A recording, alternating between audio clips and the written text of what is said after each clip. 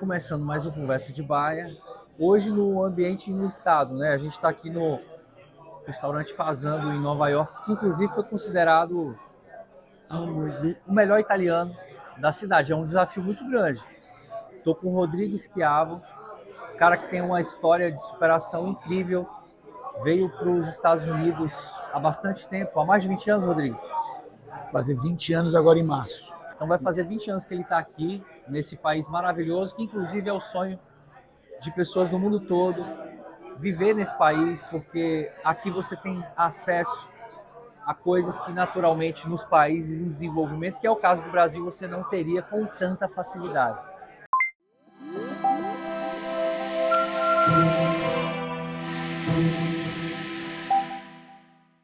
Rodrigo, você mora na Flórida, qual que é o teu estado preferido aqui dos Estados Unidos?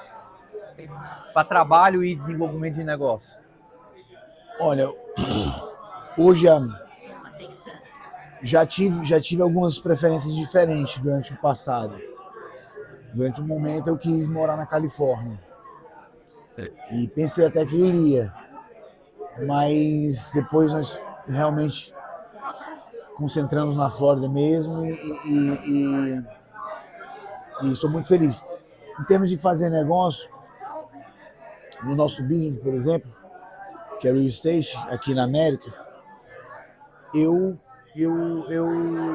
existem alguns fundamentos que você adquire e esses fundamentos ele pode ser replicado para outros estados, lógico, né? Porque a forma como você faz o approach do investimento, até porque, por exemplo, nós já ganhamos muito, fizemos dinheiro numa época que estava em crise. E hoje a Flórida está no momento que ela está super aquecida, então são momentos diferentes de fazer negócio. A desvantagem de um estado quando está muito aquecido é que os bons negócios começam a ficar com volumes muito altos para se fazer. Enquanto que quando a atividade econômica não está tão acelerada em algum outro estado, com alguns fundamentos você consegue fazer, às vezes, melhores negócios também. Então, assim, acho que se aplica nos Estados Unidos inteiro, Mas a tua grande paixão é a Flórida. São dois momentos diferentes. A Flórida, eu gosto muito da Flórida, assim, me sinto muito abençoado porque ter vindo parar na Flórida, né? A gente não escolhe os nossos planos, Deus escolhe os planos da gente, de repente, depois de tanto tempo, olhando para trás, percebendo que o que é a Flórida hoje em termos de liberdade, preservação dos valores cristãos, algumas coisas que assim, tem ficado muito comprometido em vários outros lugares, em outros estados, e aqui na Flórida conseguiu permanecer firme em algumas opiniões, né? E por conta disso, acredito que o estado acabou desempenhando melhor do que outros estados por conta dessas decisões e isso aí acabou levando a Flórida à frente de outros estados. Então hoje assim o estado se encontra em pleno emprego, aquecimento crescendo vertiginosamente, turismo ainda muito forte. Você mora numa cidade onde é sonho de muita gente ir para a visitação dos parques, né? Parques da Universal, parques da Disney. E muita gente também tem o sonho de ir para trabalhar. Alguns não conseguem ir como um cidadão legalizado e acaba indo para a cidade trabalhando naqueles subempregos. Como é que você enxerga esse tipo de subemprego hoje nos Estados Unidos? É o que realmente movimenta a economia? Porque a gente ouve muito assim, se não fosse o ilegal, muita coisa na América não funcionaria. Tu concorda com isso ou não? Concordo em partes. Acredito sim que por conta que existe a migração ilegal, aí se dificulta nos programas legais. Então tem um aperto, é mais restrito, tudo. Por conta que quando já entrou, já existe, os Estados Unidos precisam de uma imigração. A gente precisa ter 5% da nossa população de imigrantes, pelo menos, para manter toda a cultura americana. esses subempregos, eles são considerados subempregos se a gente olhar do ponto de vista que é um emprego que o americano não quer fazer. Mas eles são extremamente, muitas vezes, bem compensados. Eu costumo falar assim, um bom pintor aí pode estar ganhando $40.000 por mês tranquilamente. O pintor pode ganhar $40.000 por mês? Tranquilamente. Porque $40.000 por mês? Mas ele trabalhando sozinho ou já é um cara que tem uma equipe? Ele vai dar da mesma forma. Se ele trabalhar só, ele vai ganhar também do mesmo jeito que se pintar uma casa aí, dependendo do tamanho da casa, $18, $20, $15.000. Ele pinta tranquilamente e tem 3 demanda casas. Assim, Rodrigo? Na Você está falando da realidade de Orlando ou da Flórida como um todo? Orlando, voltando até um pouco na pergunta, Orlando foi uma cidade que se transformou, acredito que é uma cidade irmã de todas as cidades do Brasil. Então, assim, todo mundo de qualquer lugar do Brasil tem um certo apreço por Orlando e uma conexão. Isso é verdade. Forma. Alguma coisa tem. Tem alguém, ou já foi?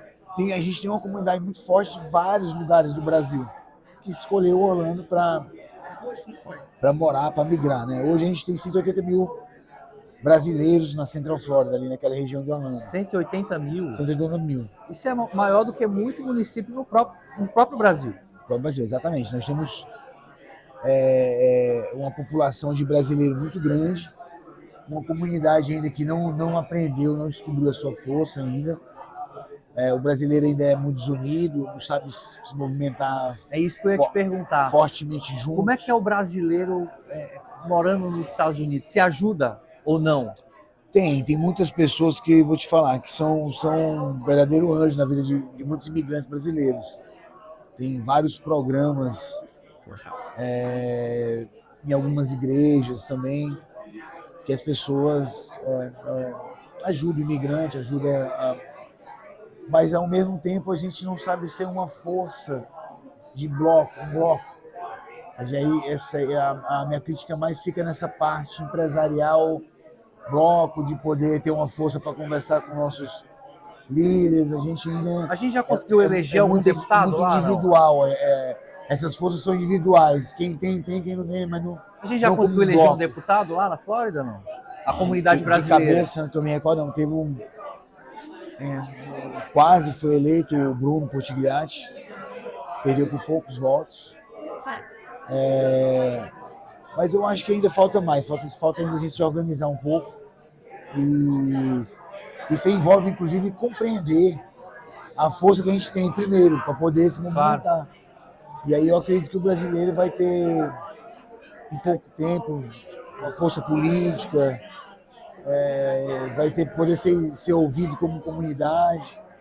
Não, os americanos não querem, eu acredito que falta mais uma organização do nosso lado mesmo, como bloco,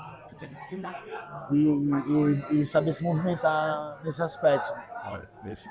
E você foi para os Estados Unidos assim, com a cara e com a coragem, como muita gente já foi.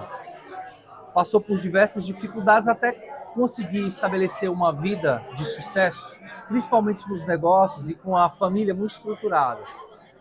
A gente vai entrar no assunto família daqui a pouco. Mas antes,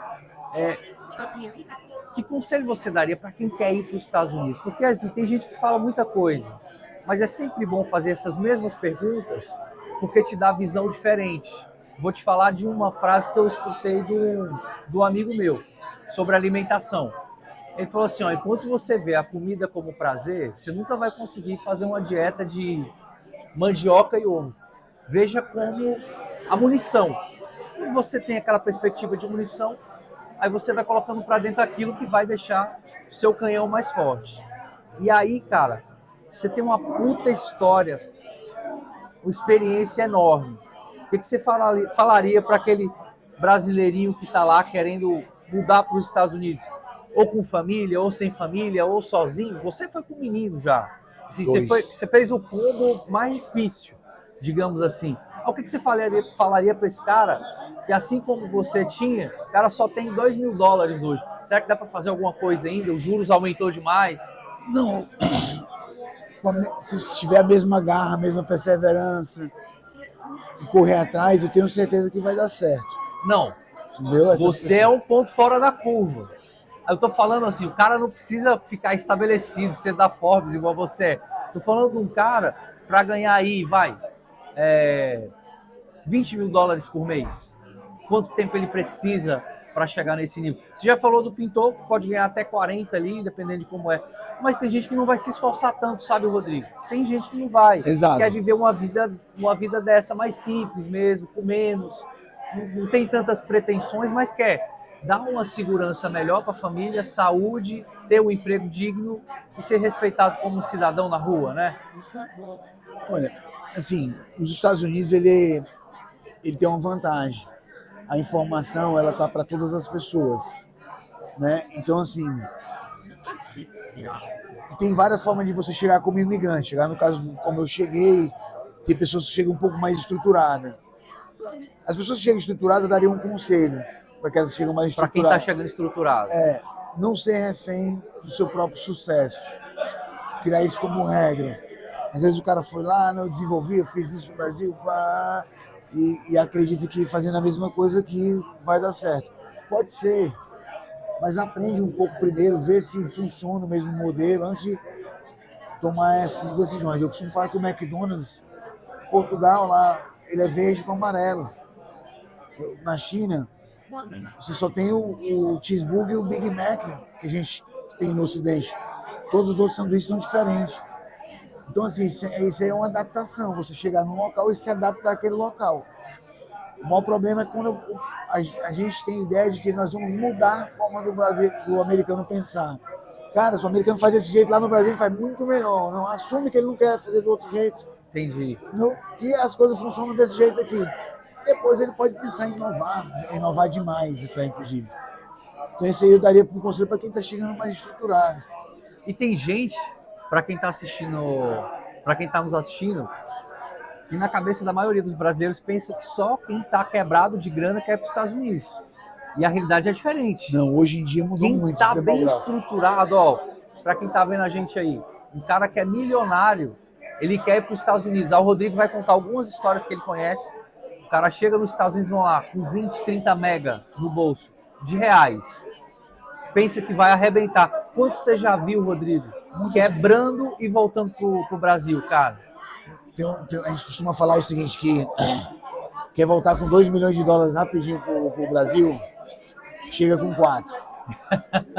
Porque se não souber o que vai fazer, alguns erros, e acontece... Mas erros básicos? Comuns e acontece demais. O cara pega um Uber, fala com o fulano e bota 2 milhões na mão dele para fazer um negócio. Sabe nem quem é a pessoa. Não sabe se teve como provar o recorde. Não estou falando que é porque o cara está numa situação de Uber, não é isso não. Mas é porque eu acho que se você quer montar um restaurante, você deveria se associar com alguém especializado em restaurante e buscar esse tipo de coisa. Agora, não chegar em qualquer lugar e alguém deu uma ideia maravilhosa e ele vai começar um negócio que acha que nos Estados Unidos tudo dá certo. Não, o mercado dos Estados Unidos, de varejo principalmente, qualquer ele que seja, é o mais competitivo do mundo.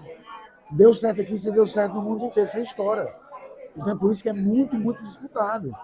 Então, assim, se você não vai encontrar facilidade aqui, diferente do Brasil, você vai encontrar dificuldades que você não vai saber porquê, às vezes não vai conseguir implantar. Mas esse é um grande problema. As pessoas às vezes não se associam com as empresas locais. E aí talvez esse é o caminho.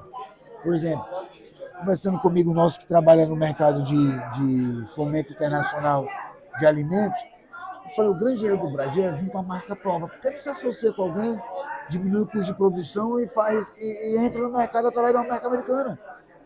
Entende? Então, assim, são essas coisas. Algumas dão certo, outras dão errado, mas a incidência de problemas, de empresas que não conseguiram emplacar seus produtos é muito grande. A gente teve a Grandene, tentou 20 anos. Olha, teve aquela marca de restaurante, aquela franquia, eu acho que é a Madeiro. Tinha um lá em Miami, na Ocean Drive, se não me engano. Madeiro, o Coco Bambu, quebrou, cara. Porque o cara, exatamente o que você falou, ele quer abrir um negócio na terra do hambúrguer, e quer que o americano e qualquer outro que chegue no estabelecimento dele, ó, isso aqui é um hambúrguer no Brasil. Quem quer comer hambúrguer brasileiro? Estando na terra do hambúrguer, cara. É como você chegar aqui nos Estados Unidos, não, e o preço absurdo o americano te ensinar a comer a picanha também, é difícil. O brasileiro vai querer comer a picanha do brasileiro. Às vezes vai pegar um americano que ele vai arrancar toda a gordura da picanha. por achar que de repente tinha que tirar, quem não sabe. Então, Acontece. faz parte da cultura. É muito difícil você tentar mudar a cabeça do americano. Você vê que o americano ele é super padronizado, entendeu? Como hotel, Marriott, todo mundo sabe como é que é. O Ritz-Carlton, a todo gente mundo tá sabe como é que aqui, é. tem mesa lá dentro, mas a gente marcou 9 horas. Exatamente. Vai ser 9, não vai ser 8h30 igual a gente chegou. Né? Então, assim, vamos começar a gravar logo, que a gente faz vários takes. Então, exatamente o que você está falando, muito padronizado. Tudo é muito padronizado. Então, assim, como é muito padronizado, isso é um sinal claro que o americano é difícil fazer uma mudança, sair desse hotel para ir para essa outra marca. Entendeu? Então, assim, você meio que tá tendo que alinhar. É tipo assim, como ele fala assim, aquele hotel é bom, é igual um Ritz-Carlton. Sabe? Eles mesmo vão fazer uma comparação entre seus próprios produtos. Então, assim, isso é uma coisa difícil de mudar a cabeça. Uma vez eu recebi uma proposta para abrir aqui. Aqui em Nova York ou nos na Estados Flórida? Unidos, na Flórida, nos Estados Unidos inteiro. Tapioca gourmet. Dá muito certo no Brasil. Eu falei assim, cara, na boa. Não conheço, é da onde lá no Brasil? É de São Paulo. Eu falei assim, eu não quero, desculpa, mas eu não tô afim de colocar na cabeça do americano para ele ter que comer tapioca. Esse esforço aí eu não tô querendo fazer, não. Tem até uma música Pode me brasileira, dar, né? Que diz que se farinha fosse americana, seria mais fácil. Mas você já abriu um restaurante? Já. Restaurante é o negócio que mais abre e fecha no mundo. Esse restaurante que a gente está aqui, sem fazer propaganda nenhuma, até porque a gente vai ter que pagar, o Fazano é um restaurante maravilhoso, tem um nível de excelência, né? Isso a gente tem que valorizar. Você contratou um chefe ou se associou o chefe, a gente falou uma vez assim, mas algo muito rápido. E aí, o que eu estou querendo dizer? Onde é que é o ponto que eu estou querendo chegar? Se abrir um restaurante, que tu é um cara que entende muito de culinária. Aí você, vou abrir um restaurante, vou contratar quem entende, fazer os processos, tudo. Tenho certeza que já era bem americanizado teu restaurante. E acabou que você teve que fechar. Esses cases de insucesso é o que te fazem prosperar nos próximos. Porque daquele erro, a tua empresa ela não quebra mais. A gente teve um probleminha que foi, porque como era um restaurante francês... Era um francês? Bistrô. O chefe voltou para a França. Para a França? E aí aqui, cara, lá não tinha para encontrar chefe, tudo. E eu tinha que começar a administrar e tomar conta lá. Eu fechei o restaurante mesmo por questão de tempo. Assim, ele dava dinheiro, independente de tudo isso aí. Não, é isso que eu ia falar. Se o chefe não tivesse ido embora, tu acha que tinha virado? Dava pra ter continuado. Porque tu não ia ficar dentro, você não tem tempo pra tocar um restaurante, pô. Não tem como. Tentei ainda umas 2, 3 primeiras semanas. Você era o semanas. sócio investidor, então? Eu era sócio investidor. Tentamos 2, 3 primeiras semanas, depois desistimos. Porque não ia ter como, não ia dar, ia tomar muito tempo, muito do nosso tempo. Aí a gente preferiu... Cara, porque assim, só daria certo se a gente fosse ter que abrir mais de um tudo, então eu teria que se envolver 100% no assunto. Não foi a ideia, né, de ter aberto dessa forma. Então, para mim, eu seria muito desvantagem eu ficar envolvido no restaurante e deixar o meu negócio um pouco de lado. Entendeu? Não tem como deixar o negócio bilionário solto para cuidar do restaurante. Vamos entrar nesse negócio bilionário agora, negócio de real estate. Aqui nos Estados Unidos tem um negócio super interessante que é alugar os terrenos, né? Por anos. A gente estava até passando aqui na Quinta Avenida, onde tem um terreno enorme. Com certeza ele já deve ter um plano para fazer um prédio gigantesco. Aí você comentou assim, cara, se eu comprasse esse terreno eu não venderia, alugaria ele e ainda colocaria no contrato que meus filhos não poderiam vendê-lo. Explica isso pra gente. Assim, tem como você estabelecer, uma das formas de você estabelecer Só te fazer uma pergunta, quanto que é mais ou menos um terreno daquele que a gente viu aqui? Na Quinta Avenida? Tem que ver o que pode construir nele. O que tem esse detalhe? Tem, o que vai determinar o preço é o que você pode fazer. Então, por exemplo, se ali só puder construir 30 apartamentos, vai custar caríssimo por apartamento, né? Tá. Mas vai ser bem exclusivo, seria um empreendimento Digamos menor. Que a gente pode fazer um prédio ali, que eu acredito que possa, de 100 andares, 80 andares, um arranha-céu. vale muita grana, né? Vai valer, vai ter que ver quantas unidades você vai poder colocar lá dentro, vai valer bastante dinheiro.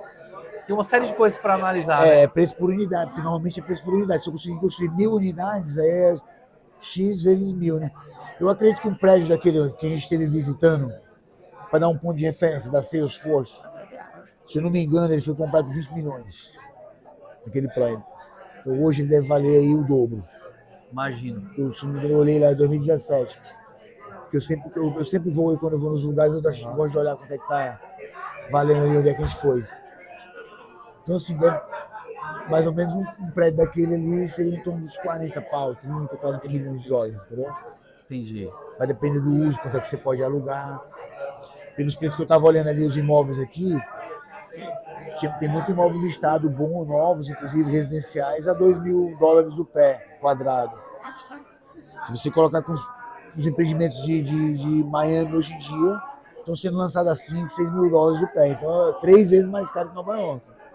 Entendeu? 3 vezes mais caro que Nova York. Mais caro que Nova York. Mas você acha que aqui vai ter uma subida também? Eu acredito que por conta dessas políticas que tiveram, tudo, pegaram alguns hotéis e colocaram mendigo, algumas coisas que foram fazendo aqui, isso afeta o mercado imobiliário, né? Diretamente. Então, eu acredito que o mercado imobiliário de Nova York teve uma queda grande aí, mas com certeza vai voltar. Nova York é Nova York. Não vai acabar amanhã.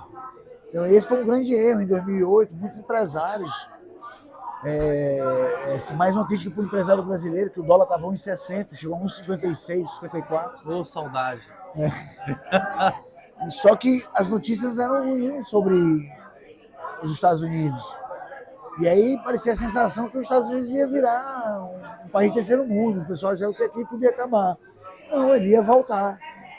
Agora, quando isso aconteceu, tenho certeza que muitos empresários se arrependem de ter vindo mais forte, de ter investido mais pesado, porque foi indo meio que no conta-gota mesmo, com medo de será que... Colocando o pezinho na água ali para ver se está frio, se não tá, vai tateando. Depois né? Perceberam que pô, se não vai estar seguro aqui, vai estar seguro aonde? Ô Rodrigo, tem uma série na Netflix que ela passa aqui em Nova York e é uma série que mostra a vida de alguns corretores de sucesso que vendem apartamentos de 150 milhões, de 50 milhões, enfim. E aí, consequentemente, ganham uma comissão absurda de cada negócio desse desenvolvido e tem um lifestyle de milionário, porque o cara é um milionário, né? E isso deu uma berimbolada na cabeça dos corretores brasileiros, cara. O cara vê uma realidade aqui e vê lá, você que está realmente vivendo. E aí tem algumas séries também lá da Califórnia, também, de Santa Mônica, Malibu, tem casas caríssimas. Já vi algumas. Lá em Nevada, Las Vegas também tem umas casas. Colorado nem se fala, Colorado tá um absurdo, né, cara? Então, assim, o real estate, pelo menos para residencial nessas principais cidades, só tá crescendo. E aí, assim, esses caras, é algo assim, esses brokers que falam? Brokers. Eles são pessoas inatingíveis ou tem como se trilhar um caminho para conseguir vender o imóvel desse? Eu, por exemplo, vou largar minha vida de tecnologia, vou vir para Nova York para poder vender apartamentos caríssimos. Eu teria alguma chance? Teria. O que você vai precisar fazer, você tem que se preparar. Tá. Se preparar, que eu falo é o seguinte, Primeiro por exemplo, passo. você vai ter que ser um cara para trabalhar com esse tipo de imóvel, conhecer de todo tipo de material. Às vezes tem uma parede ali atrás que você tem que saber de que ela foi feita, porque todos esses detalhes, normalmente essas casas muito exclusivas, existem detalhes, obra de arte, esculturas, que tem preços, assinaturas, tem preços... Às vezes intangíveis. Exatamente. Você tem que negociar aquela obra. Não, aquela obra de arte eu vou levar. Não, ela estava incluída. Ela estava inclusa. Não, não está. Exato. Né? Isso tudo tem que colocar em contrato. Então, assim, você tem que ter esse conhecimento. Isso tem que colocar no contrato, né? Tem que colocar em contrato. Você tem que ter um conhecimento jurídico legal muito grande para não se encontrar em situações complicadas. Por exemplo, temos o caso recente agora do brasileiro que vendeu a casa para o Jeff Bezos, em Miami. Era um brasileiro, um empresário brasileiro, não sei o nome dele. Só o dono da Amazon. Já foi algumas vezes o número 1 de homem mais rico do mundo. Exato. Então o Jeff Bezos, com o seu corretor, pediu para não informar que era ele que estava comprando a casa. Mas o corretor, tudo que indica, o caso está se desenrolando dessa forma. O corretor falou, o proprietário falou que o corretor sabia que era o Jeff Bezos e ele deu um desconto, acho que de 6 ou 8 milhões de dólares na casa. Que ele falou desconto. De 8 milhões. A casa 90, saiu com uns 80 e pouco. Eu falei assim, se eu soubesse que era o Jeff Bezos, eu não ia dar desconto nenhum.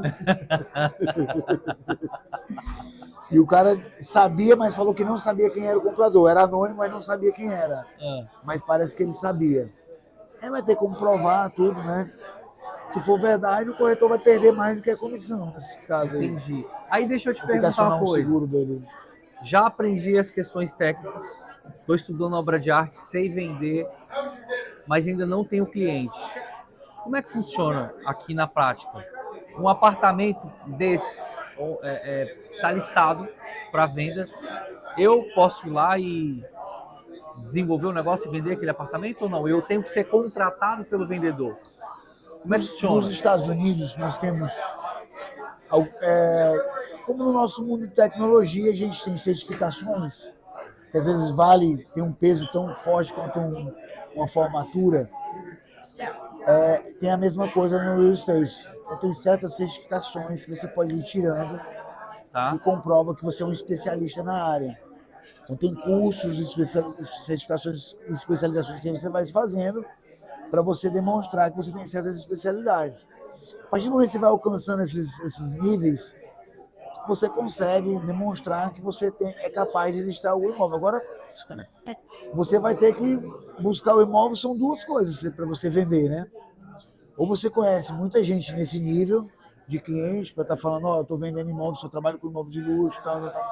Explica que tira suas especializações, tudo. Ou você já está inserido no mercado, começando num certo, mesmo que seja numa parte mais baixa, mas você vai estar no mercado inserido, vai ser fácil fazer essa transição para você. Mas você começar já vendendo altíssimo padrão... Mais complicado, né, Rodrigo? Traz uma certa desconfiança do próprio mercado, que o cara fala assim, você nunca vendeu nenhuma casa, mas você quer vender uma casa de alto padrão, entendeu? Tipo, você vai lidar com clientes mais exigentes. Mas uma dica, então, o negócio é ir escalando devagar, né? Eu costumo falar o seguinte, quando a gente começou no real estate, quando eu montei a Premier Capital, que foi em 2010, eu queria trabalhar com development em imóveis comerciais. O que eu fiz? Eu vi onde eu me encontrei e construí um caminho reverso do meu objetivo final e onde eu estava naquele momento. Então eu vim construindo esse caminho e daquele momento onde eu estava, eu não podia jogar fora o meu residencial, por conta que eu tinha bastante clientes residenciais, eu vendia bem. E então eu fazia muito flip de residencial. O que é o flip? É você comprar um imóvel, reformar e vender. A galera chama até de flipar, né? Flipar isso. Flipar aportuguesamento da coisa. Exato, O pessoal conjuga o verbo em inglês. Daqui a pouco é Cíntia Chagas o nome daquela mulher? Cíntia Chagas, Daqui a pouco ela vai falar que a gente é cafona. Você é cafona. Eu acho ela chatíssima. Mas enfim, ela é muito boa porque ela traz essa dualidade, né? Tem uns que amam e tem uns que odeiam. Mas ela ensina muito bem. Muito bem. E aí, Rodrigo? Então, assim, você faz esse caminho reverso, economia reversa, onde se encontra. E vai construindo, né? Eu consegui chegar nesse ponto em 2015. Foi de 2010 a 2015, foi 5 anos eu transicionando. Até que depois de 2015 para frente, 2017 eu praticamente só estava fazendo isso para frente. E aí começamos a fazer certas aquisições diárias. Nós quisemos fechar um mercado completo ali de Lake Buena Vista, então ficamos adquirindo áreas na região. Aquela região de Lake Buena Vista é maravilhosa, né, cara? É uma região que por décadas tem uma taxa de ocupação acima de 80%. 80%. Para quem está assistindo a gente, para entender o que é taxa de ocupação, explica para nós. Taxa de ocupação é a capacidade que aquela região tem ali de alugar o imóvel durante os 365 dias do ano. Então, durante os 365 dias do ano, ela fica ocupada aí 80%, 292, 290, dias por ano. Então, O que não fica é só para manutenção da casa. se tratando de E hotel, aí é para quê? Para viagem? Para quem é residente? lá se configurou como uma área 5 estrelas. Então, assim, Ah, turismo, é turística, é uma área turística, considerada turística, zoneada como turística. Então, assim, tem o ADR mais alto da região. O que é o ADR? É o Available Daily Rate. São as taxas que são cobradas ali em média. Então, a título de, para se ter ideia, na International Drive, lá do centro de convenções, é o segundo maior ADR da região. É $157 por dia, enquanto que Lake Buena Vista é 332. Então você vê o que isso significa. Você vai construir 2 hotéis nas 2 regiões diferentes, lá você vai gastar o mesmo dinheiro, mas você vai ter um faturamento maior. Pode chegar praticamente o dobro do faturamento naquela região.